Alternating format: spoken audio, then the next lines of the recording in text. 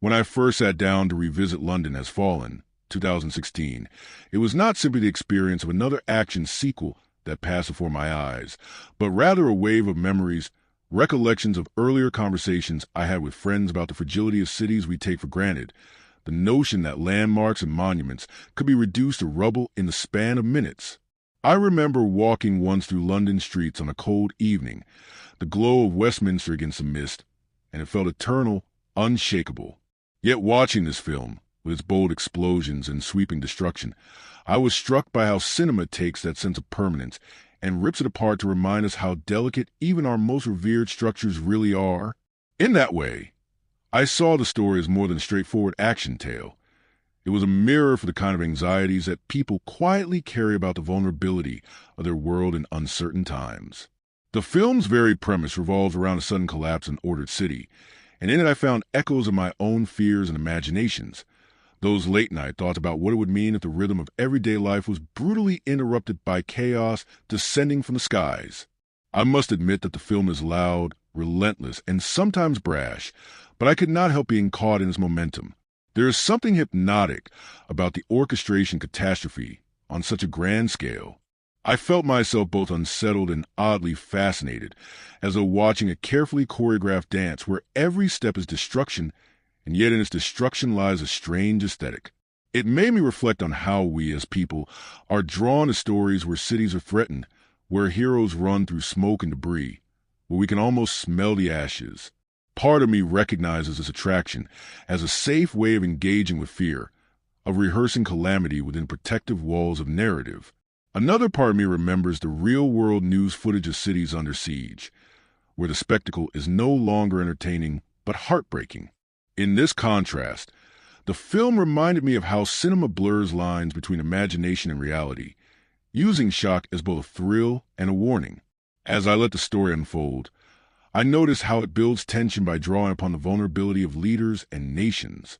The gathering of the most powerful figures in one place, only for that place to turn into a stage of chaos, fascinated me as an idea. It forced me to think about our collective belief in security, the illusion that certain ceremonies and protocols can protect us from every possibility. In my own life, I have witnessed situations where carefully constructed plans collapsed due to one unforeseen event, and watching these leaders scrambling through fire and ruin was like watching those personal experiences magnified to an unimaginable scale. What the film captures, perhaps without even intending to, is the truth that no amount of authority or preparation can make us invincible to the sudden turn of fate. There is also the matter of loyalty and protection woven throughout the narrative, which made me pause and consider the role of individuals in times of crisis.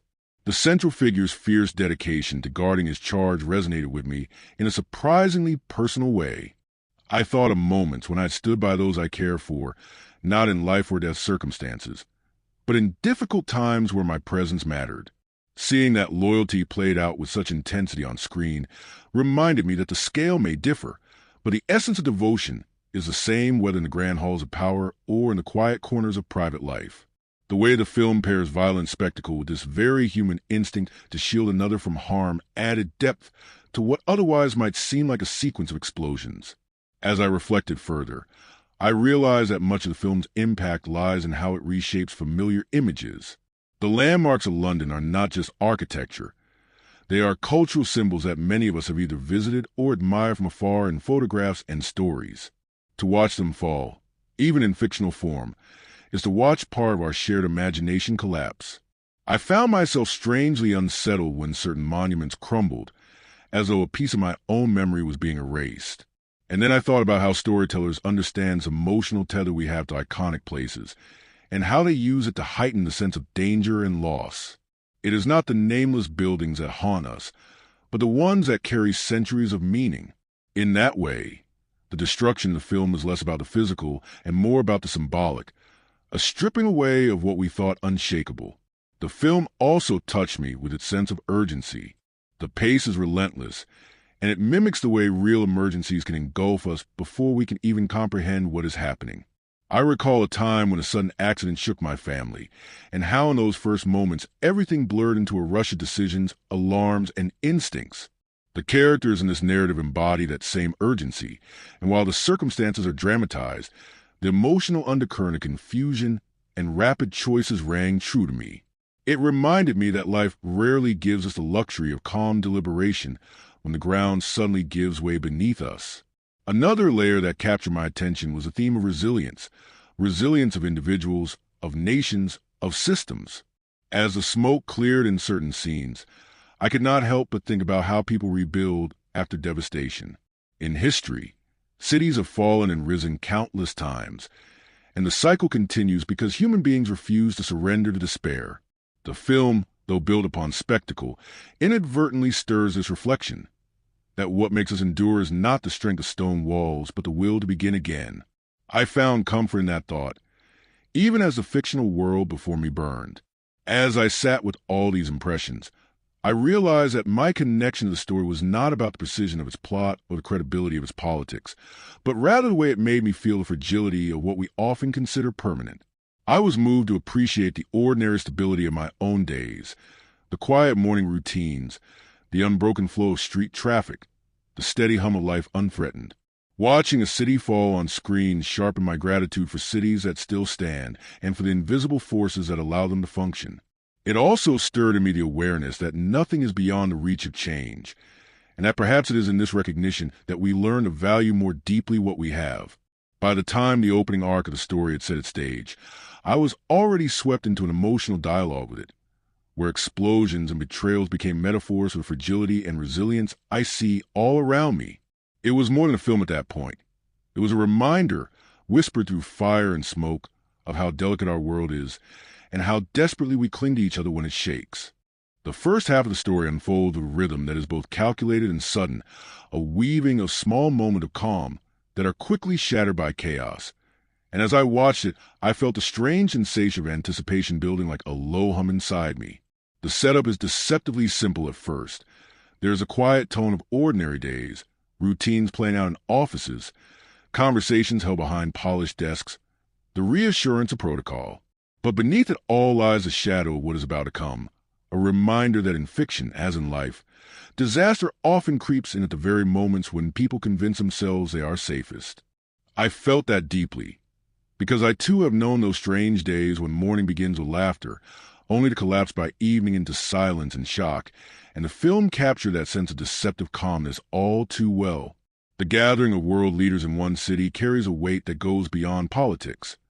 It is the idea that human beings, for all their disagreements, find moments to stand together under a banner of tradition and respect. Watching that ceremonial energy, I found myself reflecting on the solemnity of funerals, weddings, or gatherings where powerful emotions hover just beneath the surface. The film builds upon this very human truth, that when many converge for shared purpose, the atmosphere vibrates with significance. Yet it also whispers that such convergence is fragile, that it makes targets out of symbols, and in that fragility lies the seed of disaster. As the cortege moves through the streets, as guards stand with rigid posture, and civilians look on with reverence, the city itself seems to breathe, unaware of the storm about to rip through it. I remember my own first trip to London, standing along bridges that span the Thames, marveling at the ancient walls and the blend of old and new architecture. Those memories came back vividly as the story lingered on the beauty of these settings, for it is exactly these images that make the subsequent destruction so jarring. Cinema knows how to use our familiarity against us. It shows us the ordinary so that when it falls apart, we feel it not just as spectacle, but as personal loss. And then it happens. The eruption of violence, swift and merciless. I felt my heart tighten as the landmarks I once admired were consumed by smoke and fire, and though my mind reminded me it was fiction, the emotional response was real. There is something visceral about seeing the familiar made strange, the secure turned into a battlefield. The pace shifts violently here, from slow ceremony to desperate scrambling, and in that shift lies the power of a narrative. I was reminded of times when life's pace changed suddenly for me, when an ordinary day was split in half by unexpected news. The jolt is the same. One moment you are steady, the next you are running without understanding where to go. The camera follows the characters as they struggle to comprehend the scale of betrayal and assault. I found myself thinking not just of the fictional leaders, but of all the ordinary souls in those streets. Imagine citizens whose lives were upended in seconds. That is the quiet truth of grand tragedies. The nameless carry the heaviest burdens. The film does not linger long on them. But in my imagination, I saw mothers clutching children, commuters frozen in fear, strangers suddenly bound together by survival. These images filled the spaces between the explosions, and I could not help but think of real events where cities were struck unexpectedly, where ordinary life fractured in an instant. The bond between protector and protected becomes sharper here, almost primal. There is no longer time for speeches or ceremony, only for instinct and loyalty. Watching the desperate movements through smoke-filled corridors and collapsing streets, I was reminded of my own small experiences of shielding others in times of difficulty. Nowhere near as dramatic, but just as intense in feeling. That willingness to stand in front of danger for the sake of another is one of the few constants across all human stories, and here it takes center stage. It moved me, even as bullets flew and fires raged, because it was a reminder that amidst chaos, devotion endures. Strategically, the villain's attack is terrifying in its precision, and I found myself reflecting on how easily trust can be shattered. The infiltration of what should be the most secure systems reminded me of times I had placed trust in people or institutions, only to watch that trust collapse. There is an unsettling familiarity in watching betrayal unfold, even when it is dressed in cinematic explosions. The first half of the film thrives on this discomfort. It makes us question whether the things we rely on, be it governments, protocols, or even friendships, are as solid as we believe. What struck me most, though, was the way the city itself became a character in this section of the film. London, with its bridges, cathedrals, and narrow alleys, is not a backdrop, but an active player. Each stone and street corner adds texture to the unfolding chaos. I remembered wandering those same streets years ago, the sound of footsteps echoing off cobblestones, the scent of rain on old walls. To see them swallowed by flame made me feel a pang of loss, as though something personal had been taken. This is a genius of choosing such a familiar city. It transforms the destruction into something intimate for audiences around the world. The first half closes with a sense of desperate survival. The characters pull from one crisis into another, with no reprieve in sight. I felt exhausted just watching them, my breath uneven as though I too had been running. But beyond the adrenaline was a deeper reflection. That life itself often feels like this, a series of sudden tests where one barely recovers from one blow before the next arrives. The film captures that rhythm of relentless challenge, and though dramatized, it mirrors the lived reality of many who endure hardship after hardship without pause.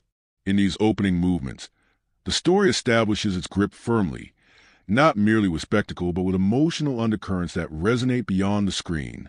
I found myself not just entertained but unsettled, made to question stability, loyalty, and the fragile illusions of safety. And though the narrative is still only halfway, its first act had already carved into me reflections that reach far beyond the walls of cinema. As the second half of the story begins, I felt the weight of the first half still pressing against me. The smoke and panic echo in my mind, but what unfolds now shifts from the spectacle of collapsing monuments to the raw struggle of human endurance. The scale narrows somewhat, drawing closer to the individuals who remain, the protector and the one being protected. And it is in this intimacy of survival that the film finds its deeper pulse. The frantic energy that carried me through the explosions of the first act now became more personal, more relentless, as though the entire city had contracted into a labyrinth of shadows and threats.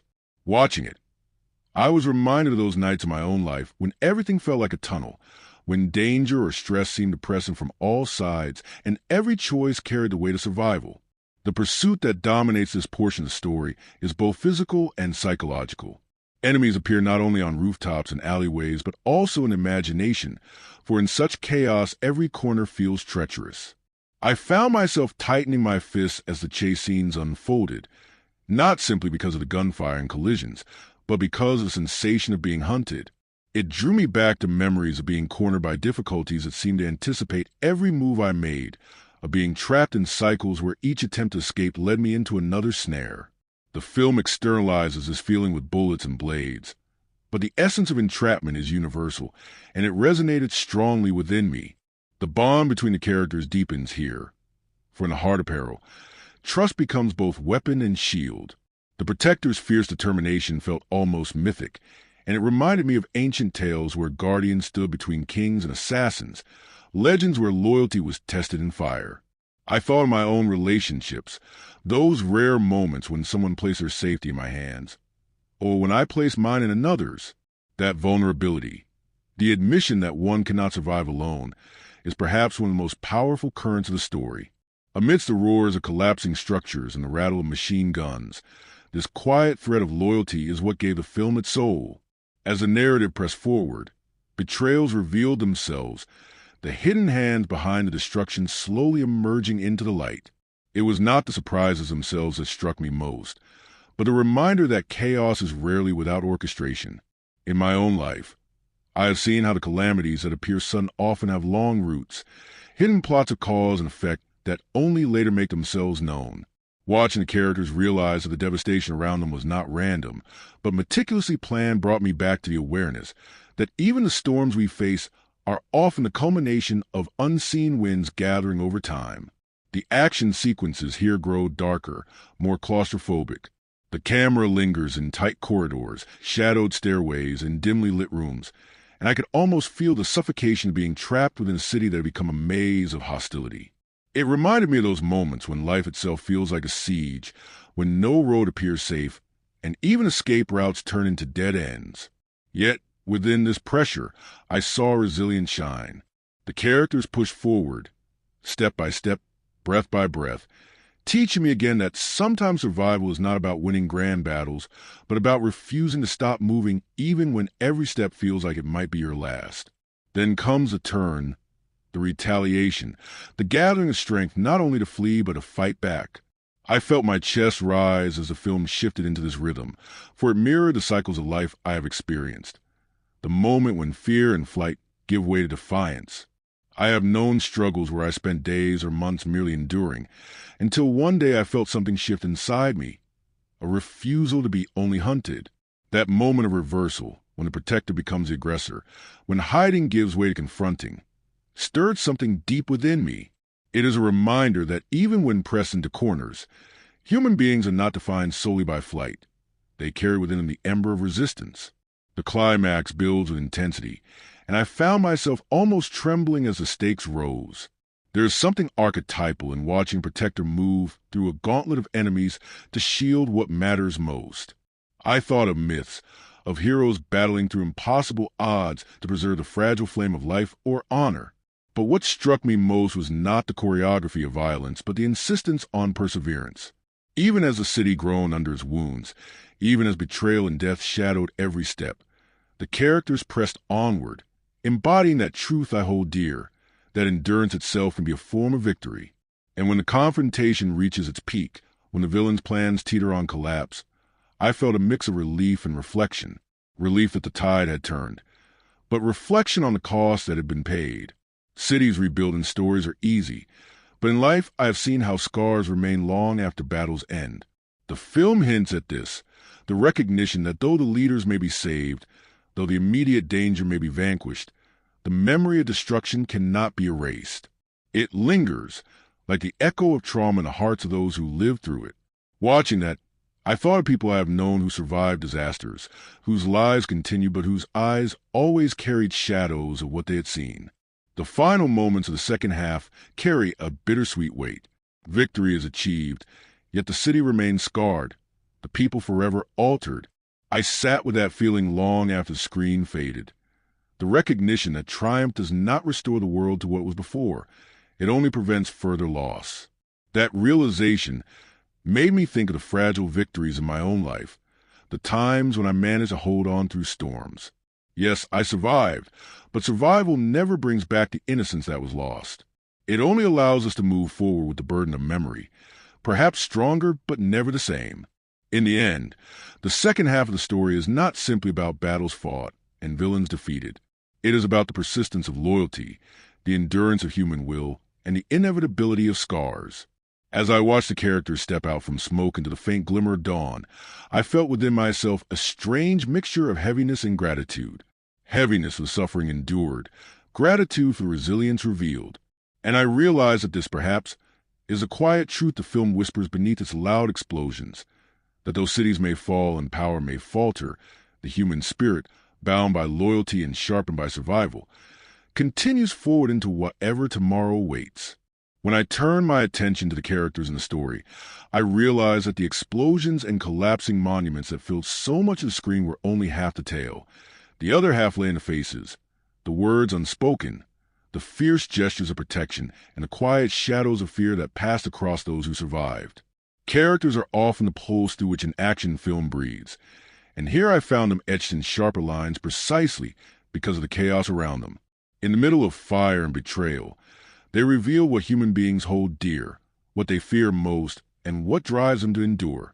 The central protector fascinated me the most, because he embodied that paradox of strength and vulnerability that always draws me to certain figures in literature and film.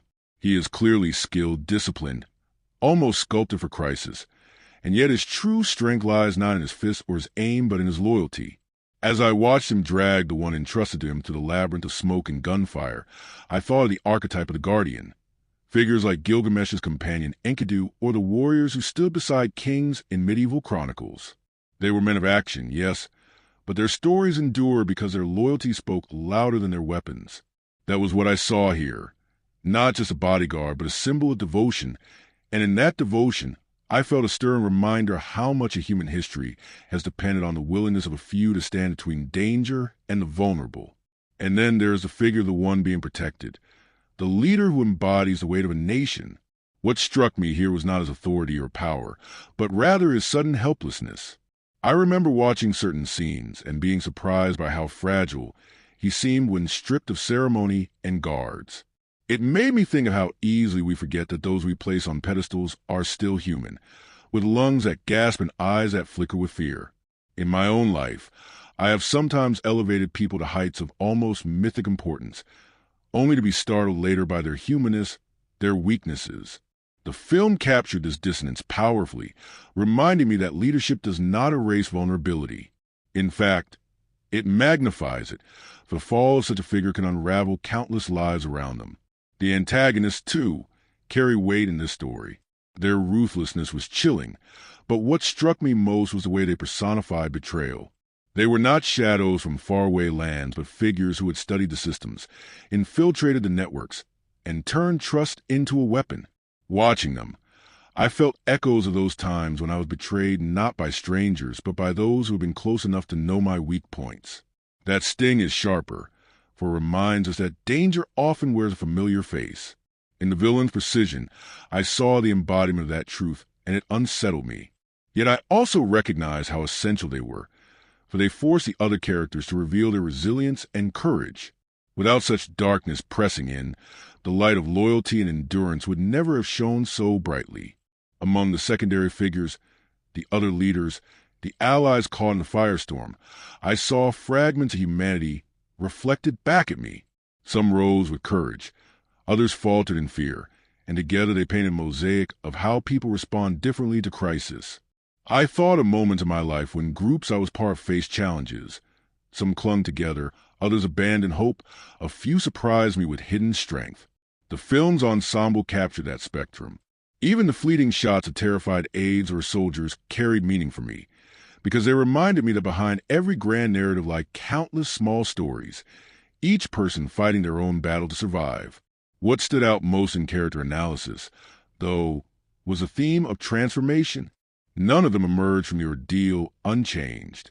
The protector who began as a soldier of duty became, by the end, something more, an emblem of devotion sharpened by fire. The leader who began as a figure of ceremony emerged as a man who had looked into the abyss of mortality. Even the antagonists, for all their cruelty, revealed the depth of their desperation and the twisted logic that drove them. Watching this, I realized again that crisis is the great sculptor of character. It chisels away the masks and leaves behind only the core. I found myself reflecting on how many times in my own life adversity stripped me down, showing me parts of myself I had not known existed, both strengths and weaknesses. That recognition made the characters feel closer to me, less like distant symbols and more like mirrors. The interactions between them added further depth. The dialogue, often terse and urgent, carried a weight far beyond the words themselves. A single exchange of trust in a dark corridor, a glance of gratitude amid gunfire, a whispered reassurance. All of these moments stitched together the larger tapestry of survival. They reminded me that in real life, too, it is often the smallest gestures that carry us through: the hand on the shoulder, the nod of understanding, the wordless glance that says, "I'm with you." The film, though painted in explosions and fire, never lost sight of these subtler threads, and that is why the characters resonated with me more than I expected. In examining them, I also saw the way they embodied archetypes: guardian, leader, betrayer, survivor, but they were not trapped by these roles. Instead, they breathed into them new life, making them familiar yet freshly alive. This balance between archetype and individuality struck me as profoundly important, because it reminded me that while we often fit into categories and stories of others, we each carry unique shades that make our presence irreplaceable.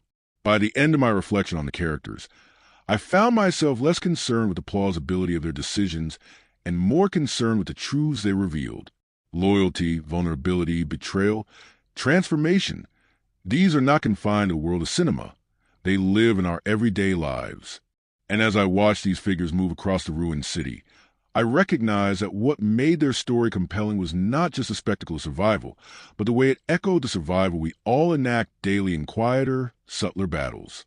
In this way, the characters of the story are not merely roles of film. They are reflections of the human condition, etched against the backdrop of catastrophe.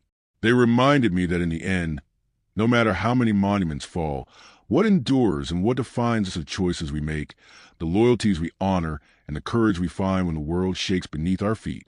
The strangest facts surrounding this story, both inside the world it creates and the way it reflects our real world, carry with them an eerie fascination. As I let myself drift into this part of reflection, I began to catalog in my mind all the little oddities, the pieces of trivia, the contradictions, and the uncanny details that make the narrative linger longer than one might expect. Strange facts are rarely just curiosities. They're often portals into deeper truths, and in this film they unfold like whispers that pull us closer to the edges of both cinema and life. One of the strangest things for me was how quickly the sense of absolute security disintegrated. Here we are, presented with the most powerful leaders on Earth converging in one of the most surveilled, heavily protected cities in the world, and within minutes everything collapses into chaos. I could not help but reflect on how absurd yet believable that felt. The strangeness lies in the contradiction. Our rational minds know that no system is flawless, but we still trust in appearances of control.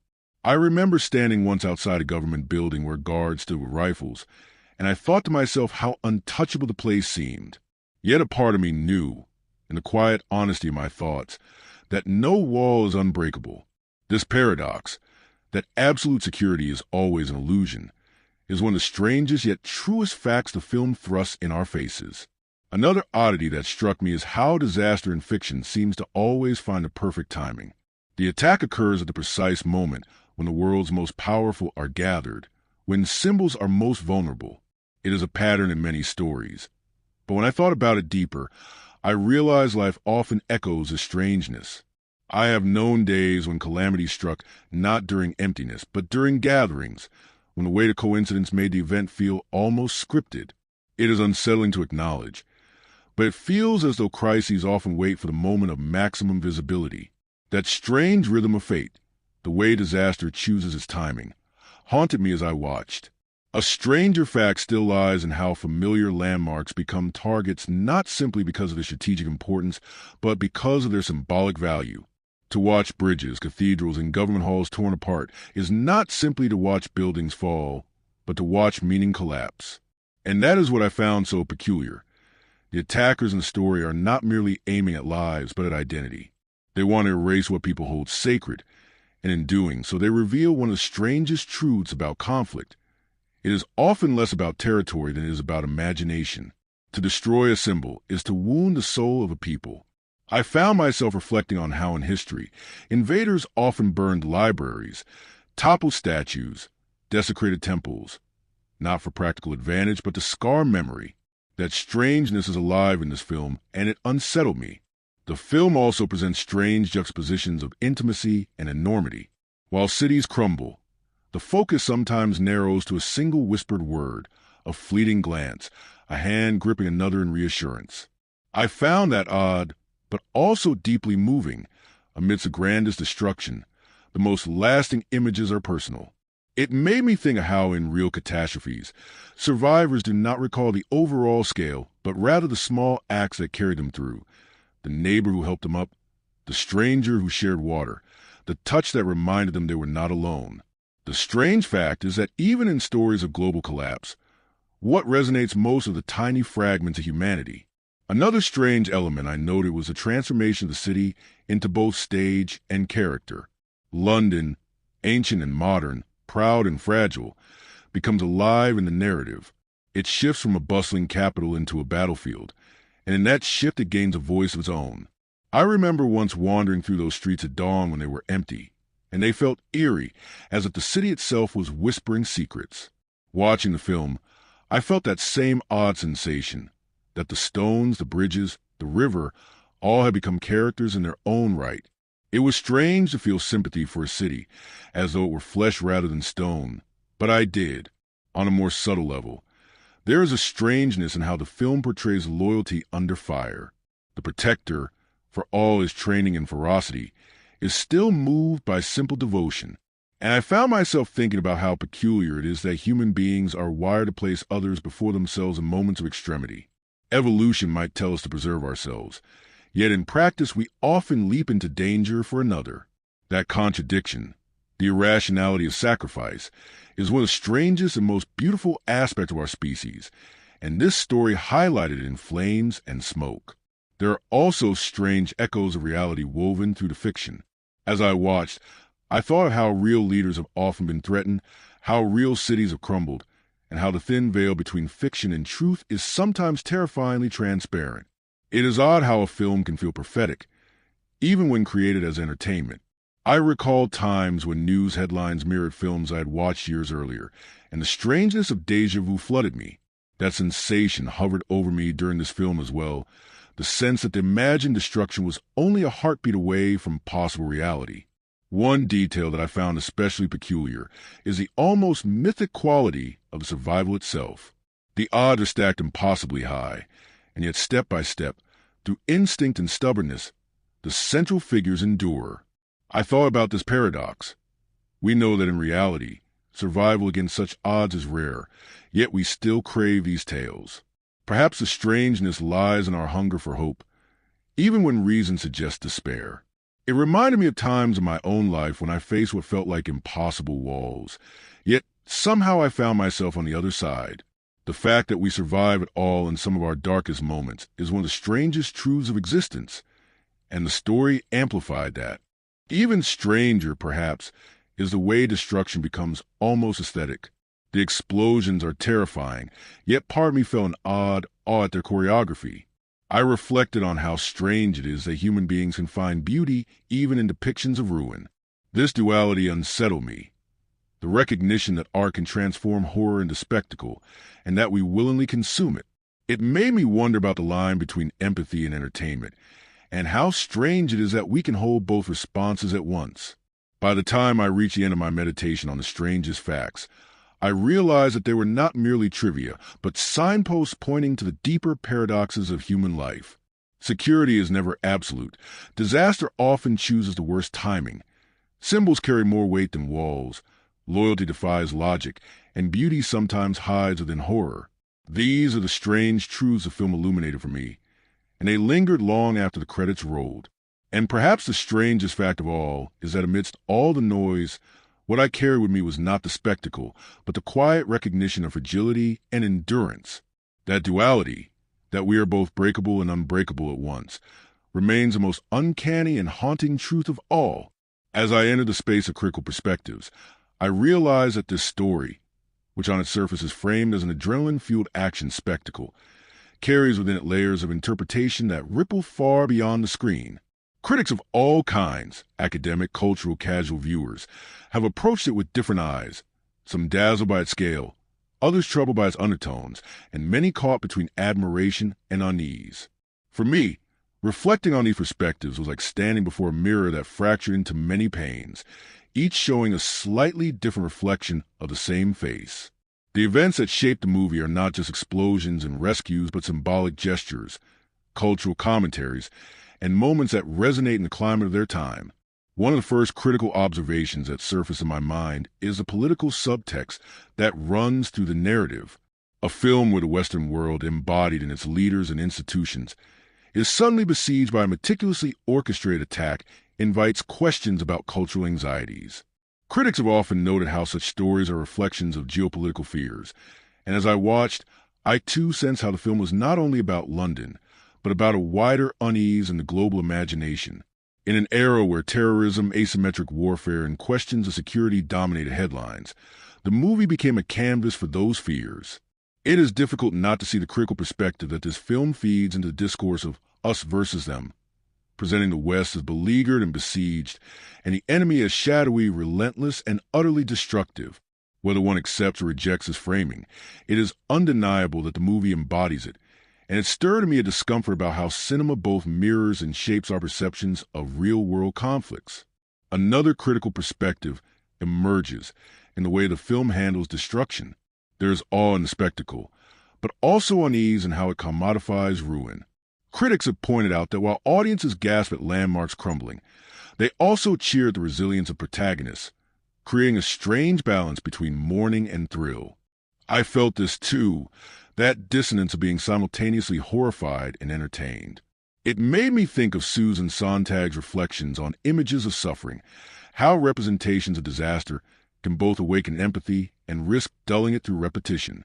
In this light, the movie's grand explosions and collapsing cathedrals become not just action beats, but cultural artifacts, raising questions about how we consume depictions of tragedy. The character of the protector, interpreted through a critical lens, becomes almost a mythic figure, a stand-in for the fantasy of invincibility. Many critics have noted that such characters embody the desire for a single steadfast offender in a world of uncertainty. Watching him fight against impossible odds, I realize how much this resonates with cultural myths of the lone hero, from Achilles to the cowboy of Westerns. Yet critics also argue that this perpetuates an individualistic narrative of salvation, where one figure alone becomes the axis on which history turns. I found myself torn between admiring the devotion displayed and questioning the implications of relying so heavily on this myth. Does it not risk simplifying the truth that survival in real crises depends not on one but on the collective will of many? The film events themselves invite critical dissection. The timing of the attack during a state funeral is not just a plot device, but a loaded image. Funerals, after all, are about remembrance, unity, and the solemnity of endings. To place violence in that context is to suggest a disruption, not just of security, but of meaning itself. Critics could see in this a commentary on how even our most sacred rituals could be violated by modern conflict. I felt that symbolism strongly. The juxtaposition of mourning and chaos felt like an assault not only on people, but on the very idea of continuity. From another angle, cultural critics have raised concerns about the portrayal of the antagonist, who often appears stripped of complexity, reduced to a faceless enemy defined only by destruction. I too noticed this flattening, and it gave me pause. In literature and history, even villains are usually granted motives, philosophies, and contradictions. Here, however, the villain's function seems primarily to menace, to test the heroes, to provide fuel for spectacle. That choice, though effective for momentum, raises critical questions about what kind of narratives we reinforce when we strip our enemies of humanity. It made me reflect on how stories shape perceptions of the other, and how dangerously easy it is for such portrayals to seep into cultural imagination as truths. There's also a cinematic critical perspective worth noting, the way the film orchestrates its pacing. The first half overwhelms with large-scale spectacle, while the second half narrows into personal survival. Some critics see this as a deliberate structural choice, emphasizing that catastrophes are first experienced on the grand scale, but ultimately survive in the intimate bonds of a few. I found this interpretation compelling, for it matches how crises often unfold. First headlines, then households, first nations, then individuals. In this light, the film's shifting focus reflects a deeper truth about how calamities are lived. The events of the movie, when viewed through the lens of collective memory, also struck me as eerily resonant with real attacks on cities that have scarred the last decades. While it is fiction, It exists in conversation with reality, and critics have noted how such films blur lines between dramatization and prophecy. I felt this disquiet intensely. To see the skyline of London torn apart in fiction, knowing that skylines elsewhere in the world have truly burned, was to experience a troubling mirror. It made me think of how cinema participates in the way societies process trauma, not by replacing it, but by staging it in forms that can be consumed, digested, debated. Some critics, however, approach the film less politically and more philosophically, asking whether its true subject is not terrorism or geopolitics, but mortality itself, the fragility of cities, the vulnerability of leaders, the inevitability of betrayal. These are, at their core, meditations on impermanence. I found this lens deeply satisfying, for it aligned with my own reflections. In the end, the film is less about the mechanics of the attack and more about the reminder that nothing is eternal, that even the strongest structures can collapse. From this perspective, the movie is not simply action cinema, but a parable about the fleeting nature of power and stability. And yet another perspective comes from audience reception itself. Many viewers embrace the film as pure entertainment, enjoying its spectacle without diving into symbolism or politics. I thought about this too, about how sometimes people crave escape rather than reflection. It reminded me that art always operates on multiple levels. For some, a roller coaster. For others, a mirror. Both readings are valid. And perhaps the strangest fact about critical perspectives is that they coexist without canceling each other. A single scene of a building collapsing may be spectacle for one viewer and trauma for another, depending on the memories they carry. In reflecting on all these perspectives, I realized that the movie cannot be confined to a single interpretation. It is at once a political allegory, an action spectacle, a philosophical meditation, and a cultural mirror. The critical events within it, the sudden eruption of violence, the relentless pursuit, the fragile bonds of loyalty, are more than narrative devices. They are touchstones for discussions about security, identity, humanity, and endurance.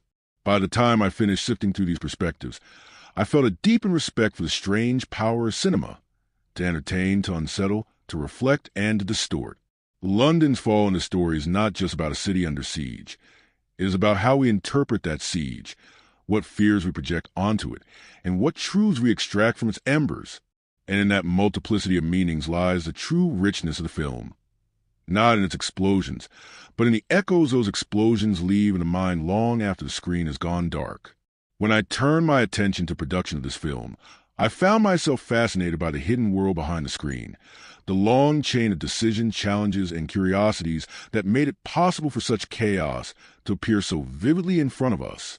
The spectacle of London engulfed in flames does not arise spontaneously. It is crafted through months and years of planning, and it carries with a constellation of fun facts and odd insights that reveal just how much effort it takes to make fiction feel real. The deeper I looked, the more I realized that production itself is its own story, parallel to the narrative we see, filled with triumphs, compromises, and unexpected discoveries. One of the most striking aspects of production is how much of London was recreated rather than destroyed. Of course, filmmakers cannot topple bridges or shatter cathedrals, so entire sections of the city were meticulously reconstructed on sound stages and through digital modeling. What is strange and wonderful here is how reality and illusion interweave. A viewer believes they are watching familiar landmarks collapse, but in fact they are watching a marriage of miniature sets, CGI layers, and practical pyrotechnics.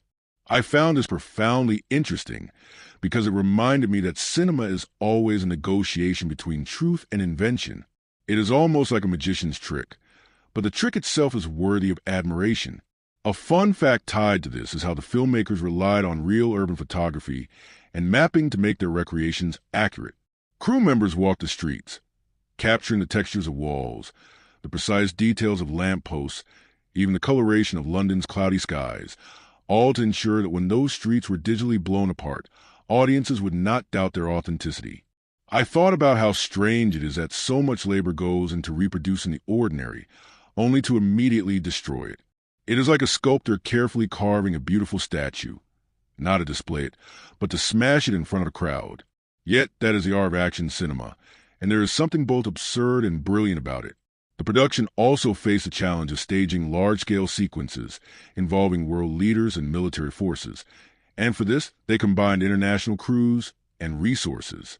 Fun fact: many of the ceremonial sequences were shot not in London at all, but in studios abroad, with green screens filling in the gaps.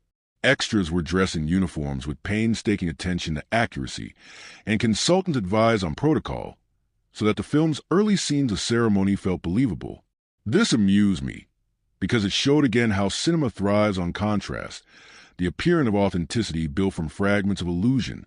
Watching those sequences later, I smiled at the thought that what seemed like Westminster might actually have been a warehouse dressed up halfway around the world. Another layer of production insight lies in the stunts and choreography.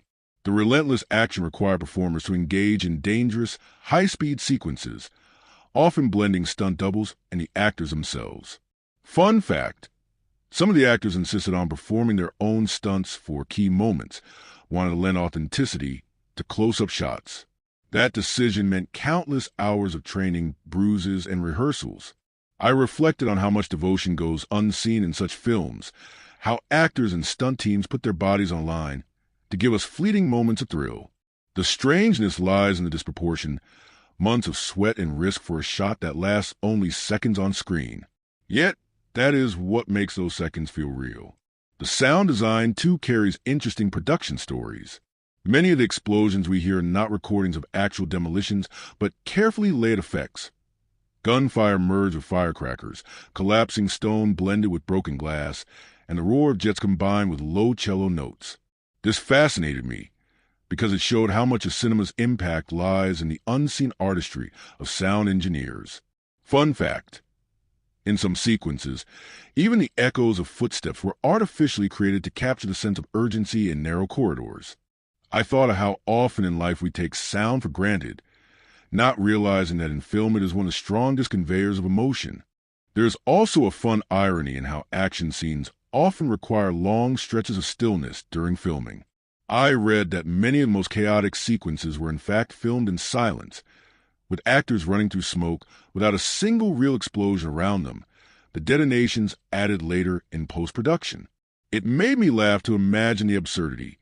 A dozen people sprinting in terror while nothing happens, only to have the entire world collapse around them once computers fill in the gaps.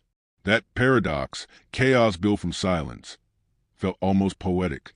Another production detail that struck me is how the filmmakers had to manage continuity in a film filled with destruction. If a car exploded in one shot, it had to remain destroyed in all subsequent shots, and this required intricate mapping of sequences. Fun fact: production designers sometimes built multiple versions of the same set, one intact and one ruined, to allow filming across different stages of destruction. I found this fascinating because it mirrored the idea of parallel worlds. One where the city still stands, one where it is already reduced to rubble. In a way, the production itself became a metaphor for fragility of stability. Casting choices also carried their own fun trivia. Several actors returned from the previous installment, and continuity of character was essential. Producers wanted audiences to feel a thread between the earlier film and this one, so wardrobe, dialogue style, and even mannerisms were carefully replicated. At the same time, new actors were introduced to expand the universe.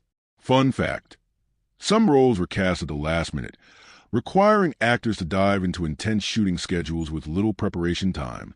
I reflected on how life often mirrors this, how people sometimes enter our personal stories abruptly, changing the dynamics of everything, just as new characters do in sequels. The international nature of production is itself an insight worth noting. Financing, location shoots, and post-production span multiple countries, creating a mosaic of contributions. Fun fact: some of the film's digital destruction sequences were crafted by visual effects teams in Asia, while editing and final sound mixes took place in North America. This global collaboration reminded me of how cinema itself is a kind of modern cathedral, built not by a single hand, but by countless artisans across borders. The irony that a film about nations under siege was itself born of international cooperation struck me as one of the most delightful contradictions of all. Finally, there is the curious fact of reception and timing. The movie was produced in an era when audiences were saturated with action franchises, and part of its identity was shaped by this landscape. Fun fact: Early drafts of the script reportedly emphasized different geopolitical tensions, but as world events shifted, so too did the script, reflecting contemporary anxieties. This fluidity between real history and cinematic narrative fascinated me. It reminded me that films are never produced in a vacuum. There are always conversations with their time, shaped by what audiences fear, expect, and demand. By the time I had gathered all these insights and fun facts, I realized that the story the film's making was as layered as the story it told. Sets rebuilt and destroyed, actors bruised and committed, sounds fabricated from silence, scripts reshaped by headlines. All of these details revealed to me the enormous effort that hides behind the simplicity of an evening's entertainment. And perhaps the most delightful fact of all is that while audiences gasped at burning cathedrals and falling bridges, entire teams of artisans were quietly smiling, knowing that their invisible work had made the impossible look inevitable. When I turned my gaze toward the setting and cinematic elements, I realized that much of what makes this story linger in imagination has less to do with the mechanics of its plot and more to do with the world in which it unfolds. The atmosphere of London as a city and the choices of filmmakers made in crafting its look, sound, and rhythm. The setting here is not a passive backdrop, but an active force that shapes mood and meaning, and the cinematic elements breathe life into that force, amplifying the sense of fragility and resilience that runs through the narrative. Reflecting on it, I felt as though the city itself became a character, its streets and monuments speaking as loudly as any line of dialogue. London in this story is not the romanticized London of postcards, where the Thames glitters at twilight and Big Ben chimes serenely over calm evenings. It is instead a city under siege, vulnerable and brutalized, a place where familiarity becomes uncanny. This transformation fascinated me. I thought of my own visits to cities that felt eternal, only to realize later how quickly circumstances can alter their character. Rainy mornings can suddenly turn sinister when sirens wail. A square filled with tourists can become a place of evacuation in seconds. The film captures this strangeness, and I felt the uncanny chill of seeing familiar landmarks twisted into symbols of collapse. Cinematically, the choice of lighting plays a crucial role in shaping this mood. Early sequences carry a muted brightness, evoking ceremony and order, but once disaster strikes, shadows dominate. Smoke fills the screen, streetlights flicker, and daylight itself seems dimmed by dust and fire. I notice how this transition mirrors emotional descent, from confidence to confusion, from ceremony to chaos. It reminded me of how in literature, storms often symbolize turmoil, and here the filmmakers use visual storms of smoke and fire to evoke the same sense of upheaval. The camera work itself amplifies the intensity. Wide establishing shots of London's grandeur give way to tight, claustrophobic frames during the attacks, as though the city is literally closing in on the characters. I found this particularly effective because it mimicked the sensation of being trapped. In my own life, I have known the difference between walking freely through open spaces and feeling confined in narrow corridors of fear. The shift in camera perspective recreated that sensation, drawing me into the suffocating immediacy of survival. Sound, too, became an essential cinematic element. The roar of collapsing stone, the shriek of sirens, the crack of gunfire. These sounds were not mere effects but instruments in a symphony of chaos. Yet what struck me even more were the moments of silence that followed. In the sudden hush after an explosion, the absence of sound became louder than the blast itself. I thought of how in my own life, after hearing devastating news, there was often a moment of stillness where the world seemed to hold its breath. The film captured that sensation, using silence as a cinematic tool to make the destruction more poignant. The use of color was another layer I noticed. The film often bathes its chaos in tones of gray, brown, and crimson, reflecting a palette of dust, stone, and blood. It is not a bright comic book destruction, but a grim realism that seeps into the mood. Watching these colors bleed across the screen, I felt the weight of tragedy more than the thrill of spectacle. It reminded me that cinematic color is never accidental. It is a brushstroke on the canvas of mood. The muted palette here whispered of loss and mortality, even as action surged. Editing choices also fascinated me. Quick cuts during chase scenes heightened urgency, while slower dissolves after explosions allowed the audience to absorb the enormity of what had just unfolded. This rhythm of editing felt like breathing, rapid gasps in danger, long exhales in shock. It struck me how carefully the editors calibrated the pulse of the film, and I thought about how in life our own perceptions of time shift during crises. Minutes stretch into eternities, while hours collapse into seconds. The cinematic rhythm echoed that reality, pulling me deeper into the emotional truth of catastrophe. The setting also speaks through its layering of old and new. London is a city where centuries-old cathedrals stand beside modern skyscrapers, and in this story that juxtaposition becomes haunting. Both the old and the new are targeted, reminding us that no era is immune. I thought of how in history, invasions and disasters have toppled both ancient wonders and modern marvels, leaving behind the same rubble. The film makes this point cinematically without needing words. Fragility does not discriminate between centuries. Cinematic elements also extend into the choreography of movement. The characters do not simply run. They navigate a city-turned-labyrinth. Vehicles crash through barricades. Stairways become battlegrounds. Rooftops transform into killing fields. Each movement is staged with an eye toward geography, making London itself the stage of conflict. I found this particularly effective because it grounded the spectacle in recognizable space. To see the city twisted into a maze of survival reminded me of how spaces we know can suddenly feel alien when danger intrudes. Even the score plays its part in shaping the setting. The music swells not only during action, but during moments of stillness, blending orchestral tones with electronic pulses. This fusion mirrored the blend of old and new that defines London itself.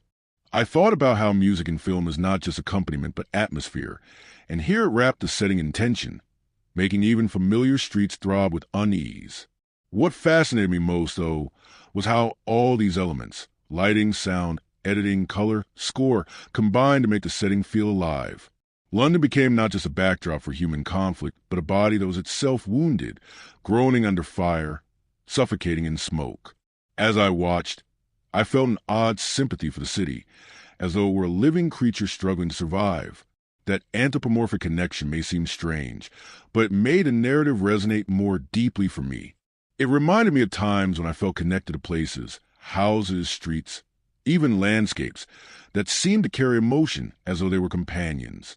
In reflecting on the setting and cinematic elements, I came to see that the film's true power lies not only in its plot, but in how it transforms a familiar city into a stage of vulnerability.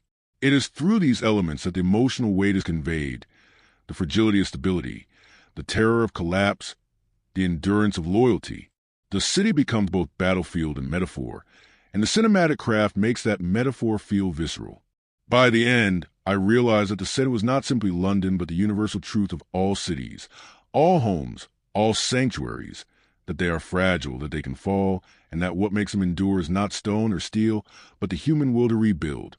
The cinematic elements serve to remind me of this truth, painting destruction with enough intimacy and realism that I could not look away, but also with enough beauty that I could not help but reflect.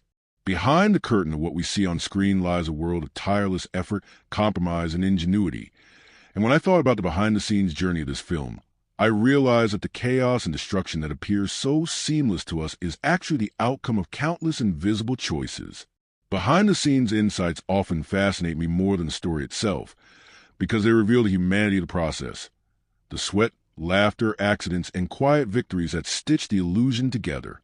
Reflecting on this, I felt as though I were peering into the hidden diary of production, and in that diary I discovered both struggles and moments of delight. One of the most remarkable behind-the-scenes facts is how carefully the team managed the challenge of depicting London under siege without actually shutting down large swaths of the real city. Shooting in a capital as dense and iconic as London meant restrictions at every turn. Many of the most dramatic sequences were filmed in controlled environments abroad, with replicas of streets and buildings built in studio lots. The decision to recreate rather than disrupt the city revealed to me the scale of imagination involved. Architects, carpenters, and designers essentially built miniature Londons only to dismantle them again through staged destruction. It struck me as a beautiful irony that they created in order to destroy, and destroyed in order to create.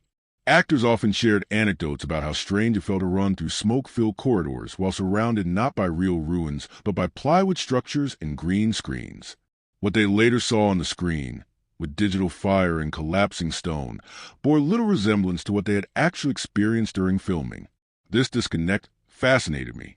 Behind the scenes, the actor performed amidst silence and artificial fog. But in the finished film, those same performances appear to take place in an inferno. I thought of how life often mirrors this. How what we live in the moment looks plain, even absurd, but in retrospect feels monumental once context fills in the gaps. Another behind-the-scenes challenge lay in coordinating international teams. The film drew upon crews scattered across continents, stunt coordinators from one country, digital effects houses from another, sound designers from yet another. Each contributed a piece of the puzzle, and I found it fascinating to imagine the endless video calls, shared files, and late-night revisions that wove the pieces into one whole. This invisible web of collaboration reminded me of how globalized storytelling has become. How a film about London was, in reality, assembled from the hands and imaginations of people spread across the globe. That contradiction delighted me. A film about destruction born of cooperation. Stunt work carried its own rich behind-the-scenes tales. The physicality of the protector's role required months of training, and actors often spoke of bruises accumulated during repeated takes. There were moments when fight sequences had to be filmed dozens of times, each requiring reset props, reloaded blanks, and resynchronized choreography.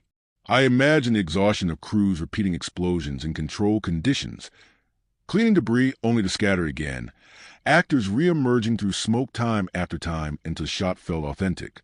There's a quiet heroism in this repetition, a willingness to endure discomfort so audiences can feel urgency for mere seconds. One particularly odd insight came from how sound was captured. On set, explosions were muted or simulated with flashes and compressed air cannons.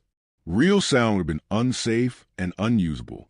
Instead, sound engineers later layered effects in post-production, crafting from scratch the roars and echoes we now take for granted.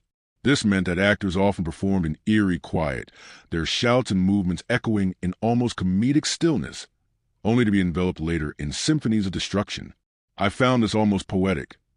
Chaos built from silence, terror conjured from emptiness.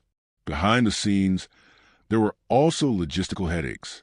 Coordinating schedules of actors who were globally known meant juggling calendars and commitments. Scenes had to be rearranged or rewritten to accommodate absences, and directors leaned heavily on stand-ins for framing shots. What impressed me was how flexible the creative team remained under these pressures. It reminded me of times in my own life when plans unraveled, and I had to improvise, reshaping my expectations to salvage something whole. The production mirrored this truth. Perfection was rarely possible, but persistence turned compromises into seamless illusions. Even the costumes and props carried secrets. Wardrobes had to be designed not only for appearance but also for durability. Outfits were replicated multiple times to reflect progressive damage, burns, rips, soot stains, so continuity could be maintained as characters stumble from one fiery ordeal to another. Prop masters prepared dozens of replicas of weapons, each suited for specific shots. Lightweight rubber guns for running scenes, detailed replicas for close-ups, and blank-firing weapons for controlled explosions. The unseen labor behind these details impressed me deeply. What looked like one weapon or one jacket on screen was, in fact, a small army of replicas created to preserve illusion. The actors themselves sometimes revealed in interviews the surreal humor that accompanied filming. Running through stage ruins often led to laughter between takes, the absurdity of leaping dramatically into foam-padded rubble not lost on them. Crew members joked about the irony of building entire sets only to blow them up days later. These lighter moments reminded me that behind the apparent gravity of destruction lay human beings who ate meals together, teased each other, and shared stories in between takes. It softened the image of relentless catastrophe with the warmth of camaraderie. A particularly touching behind-the-scenes note lies in how crews bonded over sheer intensity of the shoot. Long nights, endless resets, and a constant haze of artificial smoke could have frayed tempers, yet many later recalled how the hardship created a sense of family. I found this resonant with my own experiences, how enduring challenges with others often forges bonds stronger than comfort ever could. That unseen layer of community, invisible to audiences, felt like the true heart of production. And perhaps the most poignant insight of all is how, once filming wrapped. The sets were dismantled, the props packed away, and the elaborate illusions erased. The city recreated in plywood and paint disappeared, leaving behind only the memories of those who built it and the final images on screen. This ephemerality struck me. Behind the spectacle that feels eternal to audiences lies a truth. Cinema itself is fleeting, built from sweat and imagination, existing only as long as the projector flickers. The world conjured is both real and unreal, built and unbuilt in the same breath. By the end of reflecting on the behind-the-scenes story, I realized that it mirrored the film's own themes of fragility and endurance. Just as London fell and endured on screen, so too did production build and dismantle worlds. Behind the spectacle was not just technology but people, artists, technicians, performers, each contributing quiet devotion to make chaos look seamless. And perhaps that is the greatest insight. The world of ruin we watched in theaters was, in truth, a world of creation, built from cooperation, laughter, frustration, and hope. Themes and symbolism are the marrow of stories like this, the blood that flows beneath the surface of action and spectacle. And when I immersed myself in this film, I began to sense that its deeper resonance lay not only in the visible destruction, but in the invisible meanings threaded through every scene. What struck me almost immediately was how insistently the narrative wrestled with the fragility of order. We begin with ceremony, with the illusion of stability, and within moments that facade collapses into smoke. For me, this was more than a plot device. It was a symbolic echo of how life itself unfolds. We build routines, rituals, and systems. We walk confidently in our assumptions of permanence. And yet with one unexpected gust, all of it can fall apart. The theme of impermanence hummed beneath the explosions like a persistent bass note, reminding me that every wall we trust can, in an instant, become rubble. There is also the central theme of loyalty, woven as both narrative engine and symbolic gesture. The protector's fierce devotion is not merely professional but deeply human, embodying the archetype of the guardian, who places another's survival above his own. As I watched him shield, defend, and guide to the labyrinth of collapse, I found myself thinking of myths where loyalty became divine, the companions who stood by Odysseus, the knights who swore oaths of fealty, the warriors who sacrificed themselves for kings. Symbolically, loyalty here is set against betrayal. The attackers are those who infiltrated trust, who turned familiarity into weapon. This tension, devotion versus treachery, felt to me like the central symbolic duel of the film, suggesting that in a world where systems collapse, the only true anchors are the bonds between individuals. The city itself becomes a symbol. London is more than a backdrop. It is an embodiment of heritage, resilience, continuity. Its fall is symbolic of vulnerability, not just of a single nation, but of civilization itself. Watching bridges collapse and cathedrals burn, I could not help but think of all the cities across history that have fallen. Troy, Baghdad, Dresden, Kabul, and how each time the fall of stone carried with it the fall of meaning. The film seemed to whisper that no matter how venerable, every city is mortal. Yet at the same time, the decision to focus on London, with its centuries of layered identity, symbolized resilience too. For even as it crumbled in fiction, we who know the city remember that in reality it has withstood fires, plagues, and bombs. This duality, mortality and endurance, is the heart of the film's symbolic landscape. Violence itself carries symbolic weight. Each explosion is not only a plot beat, but also a metaphor for the shattering of illusions. Fire here is both destruction and revelation, consuming walls and exposing vulnerabilities long hidden. In this sense, the attacks symbolize the stripping away of false security. I found myself reflecting on times in my own life when events tore apart the illusions I had built, leaving me raw but also more honest. Symbolically, then, the fire is not only an enemy but also a truth-teller, forcing characters and viewers alike to confront fragility. Another theme that resonated deeply with me is the confrontation with mortality. The leaders who gather are symbols of authority and power, yet in an instant they are rendered fragile, fleeing like any ordinary soul. Symbolically, this collapse of hierarchy reminded me of the leveling force of death. No matter one's station, mortality spares no one. The film seemed to strip crowns and titles, leaving behind only human beings gasping for breath. It was unsettling, but it also felt honest, a reminder that our mortality is the one theme that unites us all whether presidents or passers-by. The theme of betrayal, too, pulses strongly through the narrative. The attackers succeed not because of overwhelming force, but because of infiltration, trusted systems, familiar faces, protocols designed for protection. All are turned against their owners. Symbolically, betrayal here represents the shadow side of trust, the dark mirror of intimacy. I thought of personal moments when betrayal pierced me not from strangers, but from those close enough to know where to cut. The symbolism felt painfully accurate. Danger from afar frightens us, but danger from within wounds us to the bone. One cannot ignore the East versus West undertones, another symbolic layer. The antagonists are painted as foreign, shadowy, opposed to Western order, and in this lies a cultural symbolism that critics have long debated.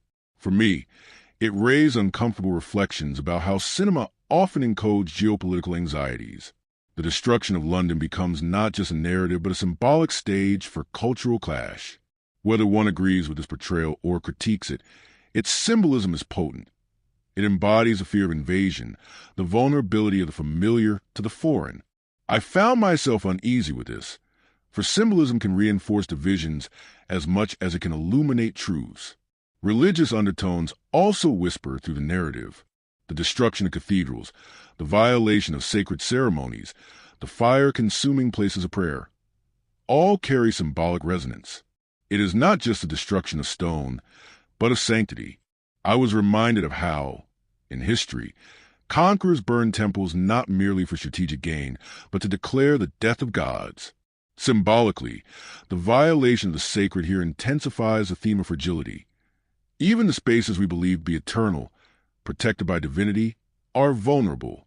It made me reflect on my own spiritual assumptions, on how I often imagine sacredness as shield, only to remember that in the physical world, even temples are mortal.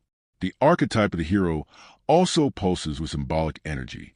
The protector is not merely a man, but an embodiment of the archetypal warrior, one who carries the burden of saving others, who moves through chaos with singular devotion. Symbolically, he represents not just an individual, but the human longing for guardianship. His presence tells us that even in collapse, there can be one figure who endures. Yet this symbolism is double-edged. It comforts by offering an anchor, but it also risks simplifying reality by suggesting salvation lies in a single individual rather than in a collective. This paradox fascinated me, for it mirrored our own human tendency to search for saviors in times of despair. The use of light and darkness, too, is symbolic. Early brightness gives way to shadows, symbolizing the descent from illusion to truth. Smoke obscures vision, symbolizing confusion. Flickering lights in tunnels and alleys symbolize uncertainty, the half-knowledge that defines survival. I found myself reflecting on how often in my own crises, I move through fog, unclear the path, guided only by instinct. The visual symbolism of smoke and shadow captured that feeling vividly, reminding me that clarity is often the first casualty of disaster. Even silence carries symbolism. In the aftermath of explosions, the sudden absence of sound becomes a symbol of shock. It is the silence after betrayal, the hush after a scream, the pause that reminds us of mortality. Symbolically, silence here is the echo of loss. Watching it, I thought of the silences that have followed tragedies in my life, those moments when words failed and only quiet remained, heavy and suffocating. Themes of resilience and rebuilding also thread through the narrative. Though the city falls, the spirit of survival endures. Symbolically, this reflects the timeless human truth.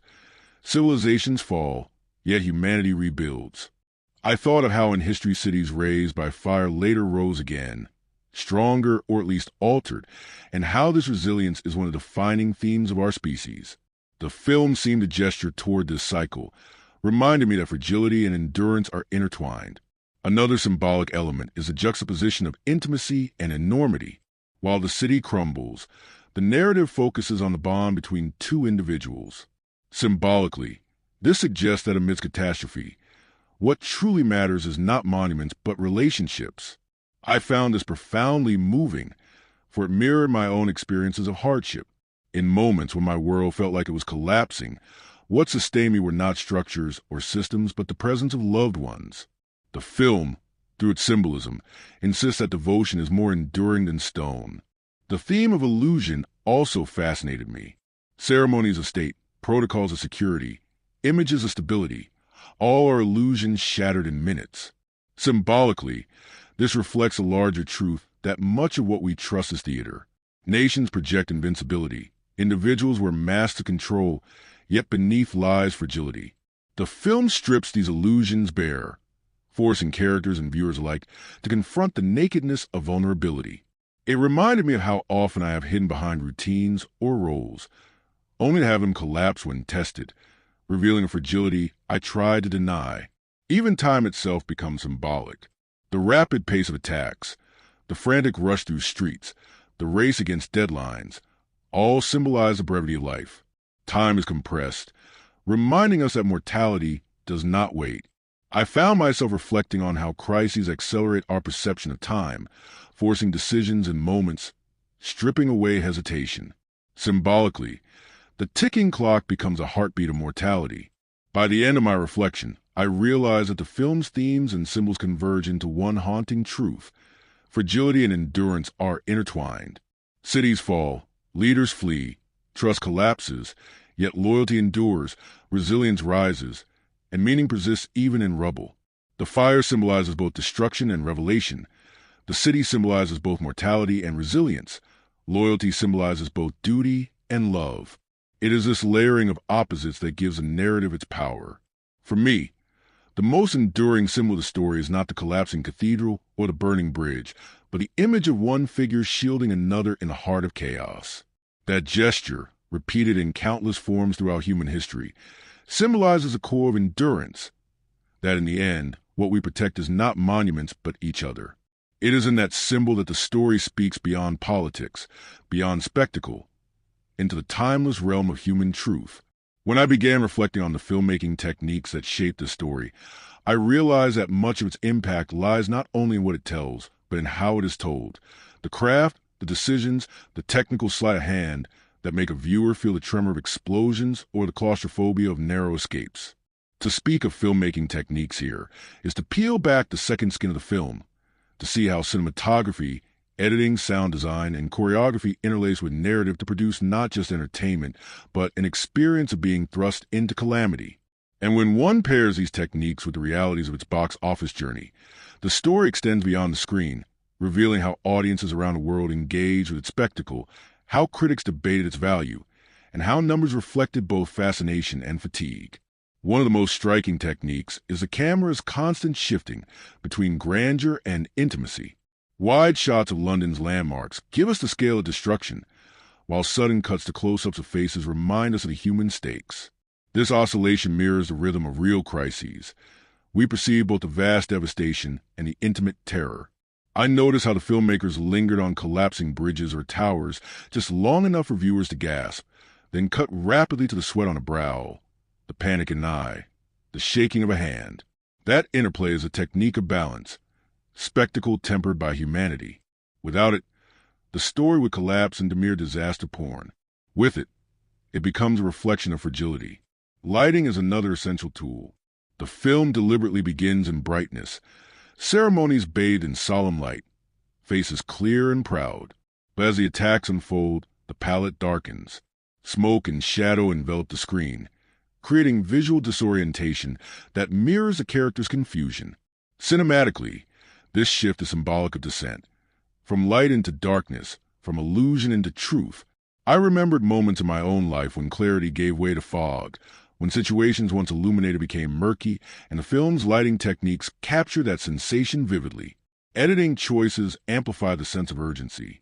Quick, sharp cuts dominate action sequences, each fragment lasting barely long enough for comprehension, evoking the breathless pace of survival.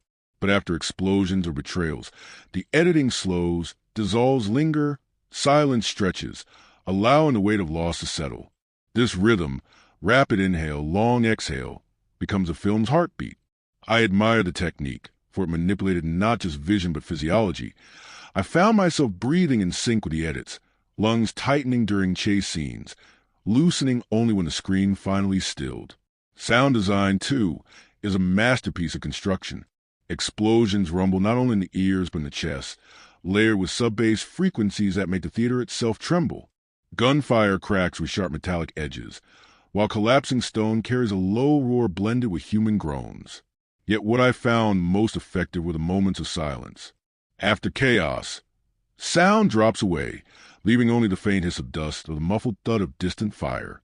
Those silences became louder than any explosion, echoing the real-world truth that the aftermath of disaster is often defined by unbearable quiet. Choreography of movement also impressed me. Car chases thread through narrow streets.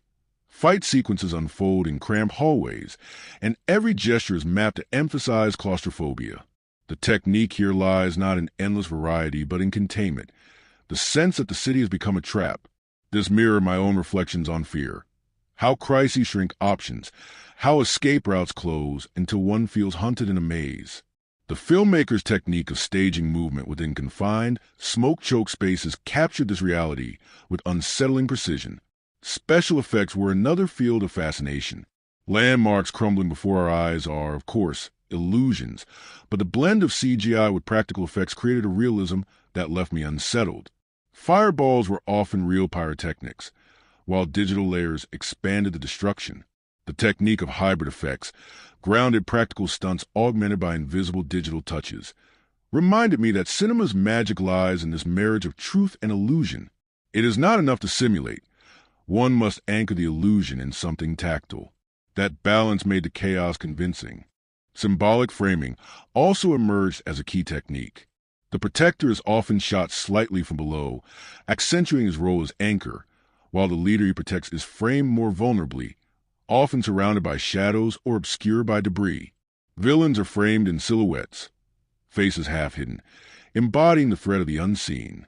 These choices are not accidental. They encode meaning in angles, guiding us to feel loyalty, vulnerability, menace. Watching them, I thought of how even in life our perceptions of people are shaped not only by what they say, but by how we see them, in light, in shadow, above, below. The camera here became a silent narrator. Even pacing across the whole narrative is a technique worth reflection. The first act overwhelms with spectacle, the middle narrows into survival, and the climax escalates again before softening into resolution. This arc is not simply storytelling. It is cinematic breathing, designed to exhaust and then soothe, to batter and then console. I admire the craft of this, even as I question the toll it takes on audiences, the way it manipulates emotion as though pulling strings on a marionette. Yet perhaps this is cinema's essence, the orchestration of feeling. When I turned from craft to box office, I saw another layer of the story. Financially, the film performed solidly, riding on the popularity of its predecessor, though critical reception was divided. Some hailed it as thrilling spectacle. Others condemned it as formulaic and politically problematic. The numbers revealed both fascination and fatigue. Audiences flocked for spectacle, but critics hesitated, sensing the repetition of tropes. This tension, commercial success versus critical skepticism, fascinated me. It symbolized a larger divide between popular taste and intellectual critique. Box office also reflected cultural hunger. At the time of release, global anxieties about terrorism were high, and audiences sought both reflection and escape. The film tapped into this, offering a cathartic spectacle of survival amidst terror. That explains its resonance, but also its controversy. Critics accused it of exploiting fear, of reducing complex geopolitical realities into simplistic binaries. The box office became not just numbers, but a barometer of cultural mood. Audiences desired reassurance through spectacle, even as critics demanded nuance.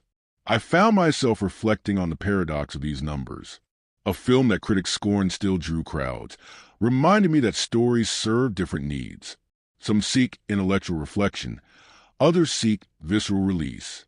Box office success here revealed not only interest in action, but a deeper psychological craving. To watch the fall of symbols safely, to rehearse fear in controlled space of cinema. I thought of my own attraction to such films, how I too sometimes watch destruction, not for answers, but for catharsis. The box office receipts, then, symbolize a collective need, an unspoken therapy through spectacle. By the end of my reflection, I realized that filmmaking techniques and box office are intertwined. The techniques make the spectacle convincing. The spectacle fuels audience fascination. The audience's hunger translates into financial numbers. But beneath it all lies a cycle of fragility and endurance, the same themes that pulse through the story itself. Just as the city falls and rises, so too does the franchise stumble through critique, yet endure through audience loyalty. For me, the most enduring insight is that cinema, like the city it portrays, is both fragile and resilient. Techniques shape its illusion, numbers reveal its reception, and together they form a mirror of our fears, our desires, our contradictions. Watching the film, I felt the tremor of explosions, but reflecting on its craft and box office, I felt the tremor of humanity itself. Fragile, yearning, divided, yet always returning to the theater to face its fears once more. When I finally turned my focus to the cast, the echoes of explosions and collapsing monuments softened, and what rose in their place were the faces, the voices, the bodies that carried the story. It is through the cast that spectacle finds its humanity, and it is in their interviews and in the chorus of audience reviews that the film's afterlife unfolds. I found myself not only reflecting on the performances, but also on how actors spoke about their roles, and how viewers across the world received them, sometimes with admiration, sometimes with disappointment, but always with intensity. This step felt like sitting at a table where performers, critics, and audiences all spoke at once, weaving together a tapestry of impressions that deepened my understanding of the film's resonance. The lead performance stood at the heart of it all, embodying the archetype of the relentless protector. His physicality was undeniable. Every movement, every clenched jaw, every narrowed eye radiated determination. What fascinated me, however, was how he balanced brutality with tenderness. In interviews, he often spoke of the weight of portraying a character who is at once soldier, guardian, and friend. He admitted to the physical toll of stunts, the bruises accumulated from endless takes, and the psychological challenge of embodying a man who carries death on his shoulders yet still clings to humanity. Listening to his reflections, I sensed how deeply he understood that his role was not merely to fight, but to symbolize loyalty, and that awareness infused the performance with an authenticity that went beyond muscle. The actor portraying the leader being protected carried a different burden. His role was to embody both authority and vulnerability, and he did so with striking nuance. I noticed how his voice shifted from command to uncertainty, how his posture bent under stress yet never completely collapsed. In interviews, he reflected on the difficulty of portraying power stripped bare, admitting that he wanted audiences to see the human being beneath the title. What struck me was his honesty. He confessed that stepping into such vulnerability on screen made him reflect on his own life, on how easily any of us could be reduced from symbols to fragile flesh. That insight made his performance resonate more deeply for me, for it carried the weight of lived reflection, not just crafted technique. The supporting cast added their own textures. Allies and aides, soldiers and civilians. Each small role contributed to the mosaic of survival. Some actors spoke in interviews of how fleeting their screen time was compared to the intensity of filming, running through smoke-filled sets, rehearsing panicked expressions, enduring multiple takes of explosions, all for a scene that lasted mere seconds. Yet they spoke of pride in contributing to the atmosphere, knowing that their presence made the catastrophe feel inhabited, alive. I found myself admiring these unsung figures, whose fleeting faces carried as much emotional weight as the leads. They reminded me that in stories, as in life, the background often holds as much truth as the foreground. Villains, too, deserve mention. The actors who embodied them often spoke of the challenge of playing characters defined more by menace than by depth. Some confessed frustration at the lack of nuance in their roles, while others embraced the opportunity to embody fear itself.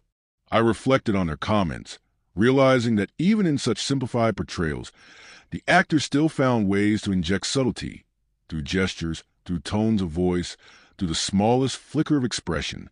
Audiences may have seen shadows, but behind the scenes, actors wrestle with the responsibility of making menace believable. It reminded me that even the most archetypal roles are humanized by those who step into them. Audience reviews formed another chorus, and they fascinated me with their diversity. Some viewers praised the film as pure adrenaline, a roller coaster that delivered exactly what they sought: explosions, loyalty, survival. They wrote of gripping their seats, of hearts racing, of feeling cathartic release. Others, however, criticized the film for repetition, for leaning on cliches, for reducing complex geopolitics into simple binaries. They spoke of fatigue, of déjà vu, of craving depth beyond spectacle. Reading these responses, I realized that the film's audience was split between those seeking visceral thrill and those craving intellectual nuance. Neither response was wrong. Both reflected the different hungers people bring to cinema. I also noticed how personal experiences shape reviews. Viewers from cities that had endured real attacks often responded with unease, noting how the destruction on screen felt too close to home. Others, distant from such realities, treated it as pure entertainment.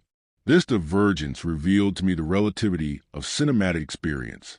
What for one is escapism can for another be trauma. That realization deepened my respect for audience voices, reminding me that cinema does not exist in a vacuum.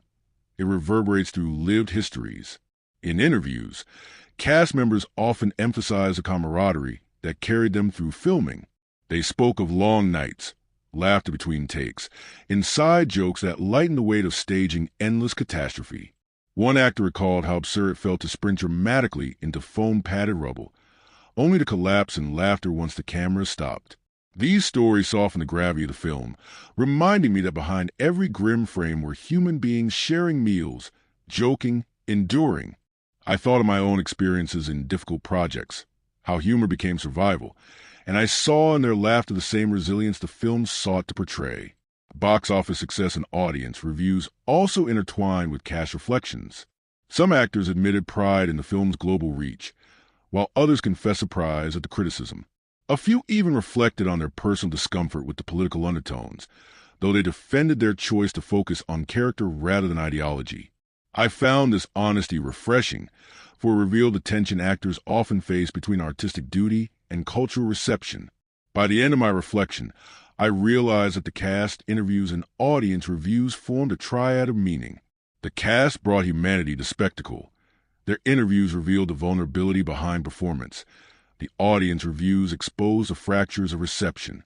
Together they created a chorus that extended the story beyond the screen. For me, the most enduring impression is that cinema is not just what happens on screen, but what happens in dialogue afterward, between actors reflecting on their roles, between audiences debating meaning, between critics and fans clashing over value. This film, carried by its cast, framed by their interviews and refracted through audience voices, became more than spectacle. It became a conversation about fragility, loyalty, fear, and resilience, a conversation that continues long after the last flame dies out on screen. As I reached the conclusion of this journey, I felt the need to sit back and breathe, to gather all the fragments of smoke and fire, loyalty and betrayal, spectacle and symbolism, and weave them into a tapestry that captures what this story ultimately meant to me. A conclusion is never just a summary. It is a reflection, a pause, a moment when all the scattered impressions coalesce into clarity. In this case, the clarity I arrived at was both unsettling and comforting. Unsettling, because the film reminded me again and again how fragile the world is. Comforting, because it reminded me that within that fragility lies the resilience of human bonds. Looking back, I see how the narrative opened with the illusion of permanence. Ceremony, order, leaders gathered in confidence, only to shatter that illusion within moments. The destruction of London was more than spectacle. It was symbolic stripping away of false security.